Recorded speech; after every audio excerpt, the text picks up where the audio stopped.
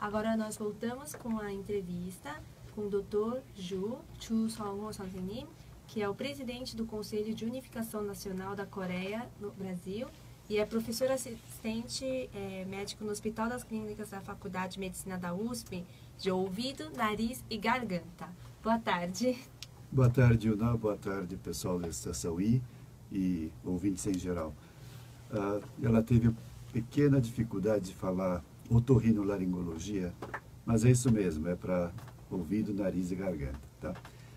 Hoje o Dr. Ju está aqui não para falar de assuntos relacionados à medicina, mas em especial nós convidamos o Dr. Ju porque todo mundo está perguntando, Coreia do Sul, Coreia do Norte, e agora?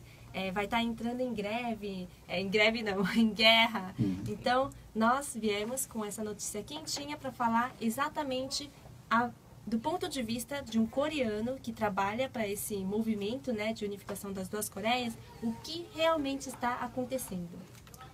Então, o Conselho de Unificação Nacional da Coreia é uma das 3 frentes diplomáticas que a Coreia tem aqui no Brasil, depois da Embaixada e Consulado Geral da Coreia.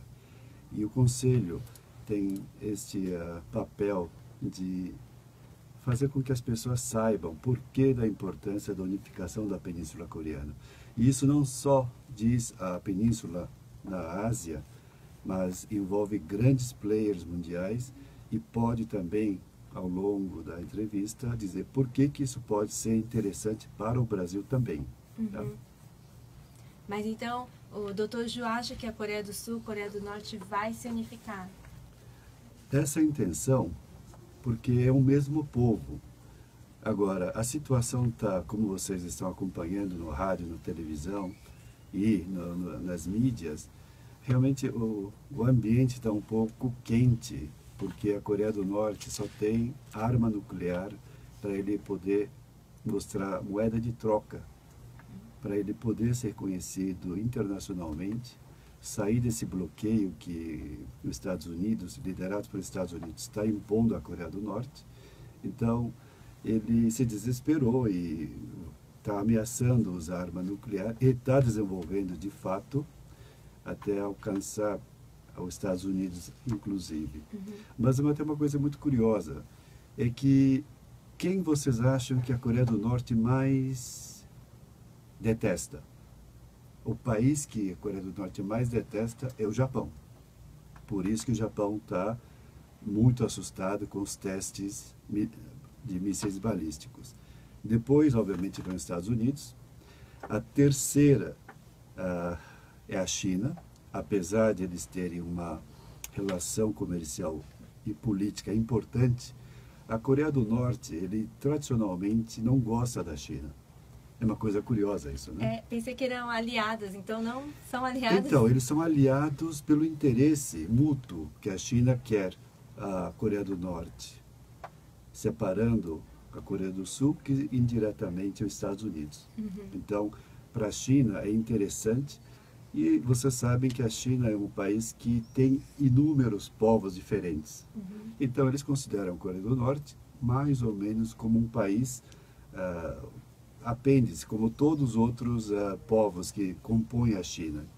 E para eles é confortável, então eles ajudam a Coreia do Norte. A Coreia do Norte recebe ajuda e é interessante para eles pela sobrevivência, mas isso não quer dizer que eles gostem um do outro. Entendi. Eu acho que não gostam um do outro, tanto é que eu classifico dessa forma. O Japão seria o primeiro, depois os Estados Unidos, naturalmente pela guerra, e China, e depois, talvez na 4ª posição, tenha como inimigo a Coreia do Sul. Coreia do Sul. Exato. Mas o pessoal fala assim, e agora? O Coreia do Sul... Tem muitas vezes que o pessoal brasileiro mesmo, que mora na Coreia do Sul, estudante, os pais desesperados. Nossa, meu filho vai morrer, meu filho está em perigo, ele tem que voltar agora. E o que o Dr. Ju falaria para os pais do Brasil que estão com os filhos na Coreia do Sul, por exemplo? Eu diria que não é tão alarmante assim. Os mísseis e a arma nuclear que a Coreia do Norte está desenvolvendo não é para a Coreia do Sul, porque a distância do paralelo 38 para a capital Seul é 70 quilômetros. Então, um canhão bem potente consegue jogar bomba no capital. Eles não seriam loucos de explodir uma bomba nuclear que devastaria inclusive a Pyongyang, que é a capital da Coreia do Norte. Sim. Então, não tem sentido a Coreia do Sul jogar bomba atômica na Coreia do Sul. Então, os pais brasileiros que estão com os filhos na Coreia não precisam se preocupar. Se vocês forem para a Coreia, Seul, vocês vão ver que a população não está nem um pouco preocupada, sabe? Diferente do que a gente acredita, o pessoal vive ter uma vida normal, agitada, preocupado em ganhar dinheiro, preocupado em ter uma vida um pouco melhor, mas eles delegam isso aos políticos, eles sabem que é um jogo político e que a Coreia do Norte não vai ser tão irracional de jogar uma bomba atômica, apesar de tecnicamente eles dizerem que vai dizimar 2 milhões, vai evaporar 2 milhões de pessoas de uma vez. E claro, isso é potência da bomba, mas eles não fariam isso porque tem um efeito secundário da bomba atômica que devastariam eles também. Tá? Então, se eles odiassem tanto a Coreia do Sul, eles já teriam bombardeado com outros mísseis de guerras convencionais. Tá? Agora, estão sim desenvolvendo mísseis intercontinentais para tentar realmente alcançar Estados Unidos para ter um poder de barganha maior. Tá? E o Japão se preocupa porque será o primeiro alvo, provavelmente. Depois seria Guam, Alasca, e costa oeste dos Estados Unidos, tal. Só que sabe-se também que a tecnologia intercontinental desses mísseis, para colocar ogiva nuclear, você precisa sair para a estratosfera. E na reentrada, eles desintegraria o míssil. Daí a bomba explodiria junto na reentrada da atmosfera. Então, eles estão desenvolvendo, sim, mísseis. E é o motivo para que os Estados Unidos tenha realmente medo. Agora sim, o medo é real, porque pode afetar os Estados Unidos. E, além disso, o que eu acho assim, esse problema, não sei se vocês, ouvintes, estão acostumados com esse míssil THAAD, que tanto se fala, que a China está boicotando a Coreia do Sul, porque está sendo instalado um míssil antibalístico americano. Tá? São americanos que estão na coordenação desses mísseis, não o governo da Coreia do Sul. É porque, na verdade, não existe uma guerra. Todo mundo fala que é Coreia do Sul e Coreia do Norte, mas a guerra em si não é entre as duas Coreias, não é, doutor João? Entre as Coreias existem... não acabou a guerra, está vamos dizer assim, uma trégua. Mas essa trégua já dura mais de 50 anos, o que é uma coisa incrível, né? Mas não é realmente. Quando começou a guerra da Coreia, a Coreia veio, realmente invadiu a Coreia do Sul, e os Estados Unidos, para guardar a Península Coreana, ele entra sob bandeira das Nações Unidas, não Estados Unidos diretamente. Daí, ele vai subindo, vai retomando a península, daí a Coreia do Norte pede ajuda da China, e a China entra nessa guerra.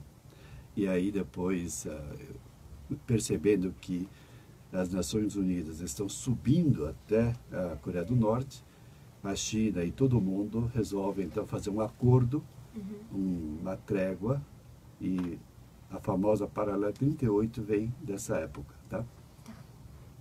Então, é para vocês entenderem um pouquinho melhor, porque a gente vê muito sensacionalismo na mídia, né, internacional, principalmente, né? Então, eu queria mostrar um pouco para vocês do outro lado, do ponto de vista de pessoa que é coreano, que viaja para a Coreia todo ano e que vive isso, né? Então, eu queria mostrar um pouco, não só o que a mídia coloca com muito sensacionalismo, mas o que realmente acontece por trás das câmeras. Então, como eu disse, a unificação tem uma importância muito grande, não só para a Coreia. Ele é importante para a China, para os Estados Unidos, para o Japão, porque eles não querem, na verdade, unificação. Agora, para o Brasil, que está ao outro lado do globo terrestre, pode se beneficiar ou ser afetado. Ser afetado é muito pouco, porque é o lado exatamente oposto do globo terrestre. Então, qualquer consequência de uma guerra nuclear, o Brasil seria o último país a ser afetado. Porém, Porém, vai afetar a um período depois, mas o mais interessante é que para o Brasil a unificação interessa porque tem interesses econômicos em jogo, tá? E, quem sabe, oportunidades que podem vir depois da unificação. A unificação não é apenas dizer, não, agora somos um país só. Não. Vão ter que alimentar 25 milhões de pessoas famintas, vai ter que dar emprego para esse pessoal. Então, grandes oportunidades vão surgir. E para o país, o Brasil, que é naturalmente exportador de carnes, de matérias-primas para desenvolvimento, de produtos agrícolas para esses famintos, então vai ter um papel muito importante, vai se abrir grande oportunidade. Né? Acredito que agora já hoje o Brasil seja um dos melhores parceiros para a Coreia, para um país que está se desenvolvendo, tem muita coisa para contribuir para o Brasil e mesmo assim, depois da unificação das duas Coreias, ainda nós temos muito mais possibilidades com essa unificação em relação ao Brasil, é isso? Claro, o Conselho de Unificação, ele não existe apenas para unificar apenas. Depois da unificação é que vai levar tempo, dinheiro e grande planejamento para que ocorra um outro país ali. Eu acho que está mais ou menos no tempo. Eu queria, assim, lançar um concurso para vocês ouvintes que se interessam pela unificação. Se vocês puderem mandar para a Estação I, através de WhatsApp ou Facebook, eu vou abrir um concurso dizendo, vocês podem escrever por que a unificação da Península Coreana é importante. O melhor trabalho, eu espero poder, depois de um período, depois de o júri avaliar o trabalho, oferecer então para o vencedor uma passagem, uma estadia, para conhecer inclusive o que é Paralelo 38 na Coreia. Tá? Então seria um concurso e vocês podem mandar então à vontade sobre a unificação, a importância, tá bom? Então, nós vamos continuar mais vezes com o Dr. Ju, porque nós vamos divulgar para vocês as regras e como a gente vai fazer esse processo e quando a gente vai fechar o concurso. Então, acompanhem, não deixe de assistir todas as segundas, acompanhar nosso programa aqui na Estação I, o programa Coreia Online, para você estar inteirado do assunto sobre Coreia do Sul e Coreia do Norte, além de você poder participar desse concurso que vai levar você até a Coreia.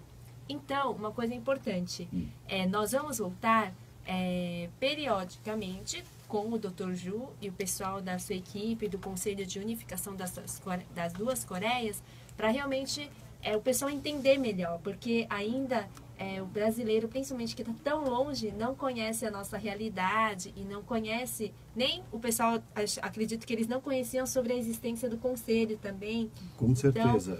Então, o Conselho, ele trabalha meio que silenciosamente para o Conselho Consultivo, tá? Mas eu queria só dizer duas coisinhas. Uma é que nós temos um rapaz, um brasileiro, eu vou até falar o nome dele, Rafael Ramalho.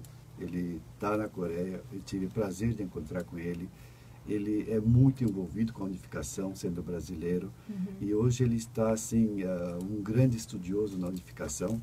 Sim. E eu espero poder convidar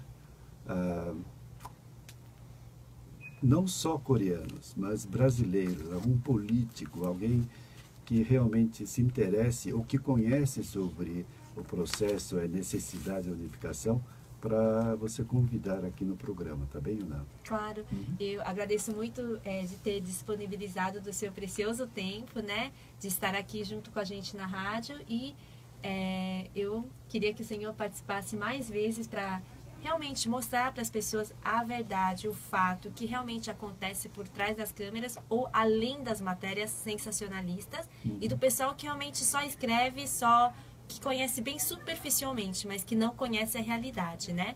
Então, essa é uma boa oportunidade de nós conhecermos realmente através da vida, das pessoas que vivem isso, como o presidente, Dr. Ju.